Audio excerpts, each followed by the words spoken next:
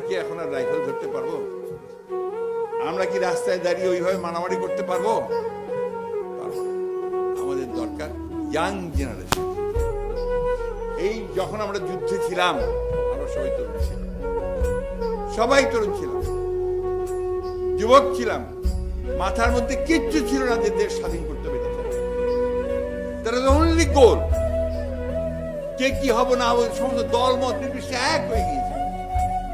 আজকে কিন্তু সেই সময় এসে গেছে, এরা পচে গেছে, দুর্গন্ধযুক্ত হয়ে গেছে, একেবারে দুর্গন্ধযুক্ত।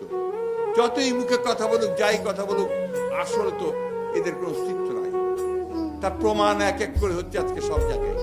এক লোক জীবন যুদ্ধে পরাজিত, সে আপনার আত্মহত্যা করে বলে সিদ্ধান্ত নিয়ে নদীর পাড়ে, উঁচু নদীর পাড়ে গেছে, ওখান থেকে ঝাঁপ দিয়ে খরস্রোতা নদী সে ডিসাইড করছে আত্মহত্যা করেছে। ছেলে এবং সবাই বিরক্ত হয়ে সে কিছু করতে পারে না।